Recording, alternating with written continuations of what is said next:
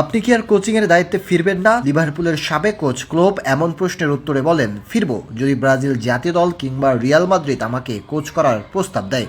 অনেকে বলেন নাম আর ইতিহাস দিয়ে কি হয়, কিন্তু এই ইতিহাস গড়ার জন্যই তো মানুষের সব চেষ্টা। আর যে ইতিহাসে সমৃদ্ধ জাতীয় দল ব্রাজিল এবং ক্লাব রাজা রিয়াল মাদ্রিদ, তাই তো তাদের ডাকে অন্তত না বলা লোকের সংখ্যাটা কম। এই যেমন লিভারপুলকে বদলে দেওয়া ইউর্গেন ক্লোপের মতো কোচও কিনা স্বপ্ন দেখেন মাদ্রিদ কিংবা ব্রাজিল তাকে ডাকবে কোচের জন্য। স্বদেশি ক্লাব মাইনজের হয়ে 2001 সালে কোচিং কেরিয়ার শুরু করেন ক্লোপ। এরপর 2008 সালে বরুসিয়া ডর্টমুন্ডের দায়িত্ব নিয়ে একের পর এক সফলতা পেতে থাকেন। তবে তিনি সবচেয়ে বেশি পরিচিতি পান লিভারপুলকে কোচ হিসাবে।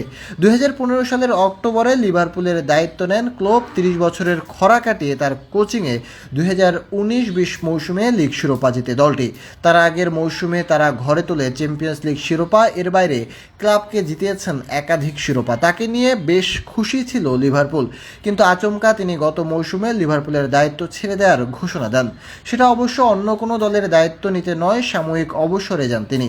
এরপর গত বছর তিনি অস্ট্রিয়ার কোমল পানীয় প্রস্তুতকারী প্রতিষ্ঠান রেড বুলের হেড অব গ্লোবাল সকার হিসাবে যোগ দেন। ব্রাজিলিয়ান সংবাদ মাধ্যম ইউওএল নেটওয়ার্ক বলেছে এই চাকরিতে খুশি নন তিনি, আবারও ফিরতে চান কোচিং কেরিয়ারে, তবে সেটা কেবল ব্রাজিল কিংবা রিয়াল মাদ্রিদ থেকে প্রস্তাব পেলে তবেই। একের পর এক ব্যর্থতায় গত মাসে দরিভাল জুনিয়রকে ছাঁটাই করে ব্রাজিলের ফুটবল কনফেডারেশন, ফলে এখন কোচ শূন্য ব্রাজিল।